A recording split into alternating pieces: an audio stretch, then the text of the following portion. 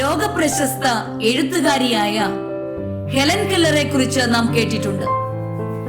ഇരു കണ്ണുകൾക്കും കാഴ്ചയില്ലാതിരുന്നിട്ടും ആരോടും പരിഭവമില്ലാതെ, ആരുടെ മേലും പഴി ചാരാതെ അവൾ കൈവരിച്ച നേട്ടങ്ങൾ പ്രശംസനാർഹനീയമാണ്. ഒരിക്കൽ ഹെലൻ കെല്ലർ ഇങ്ങനെ പറഞ്ഞു: സന്തോഷത്തിന്റെ വാതിൽ അടയുമ്പോൾ മറ്റൊന്ന് നമുക്കായി തുറക്കപ്പെടുകയാണ്.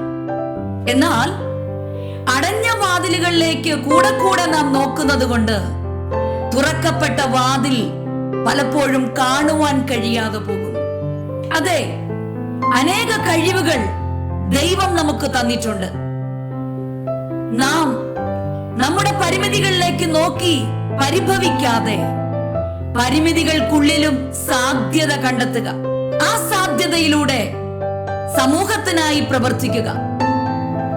ദൈവം നമുക്ക് തന്നിരിക്കുന്ന കഴിവുകൾ സമൂഹത്തിനും ദൈവരാജ്യത്തിനും വേണ്ടി പ്രയോജനപ്പെടുത്തുക.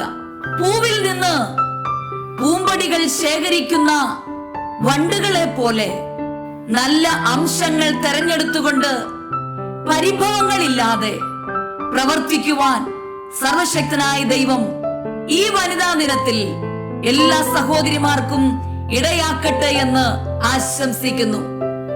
Happy women's day.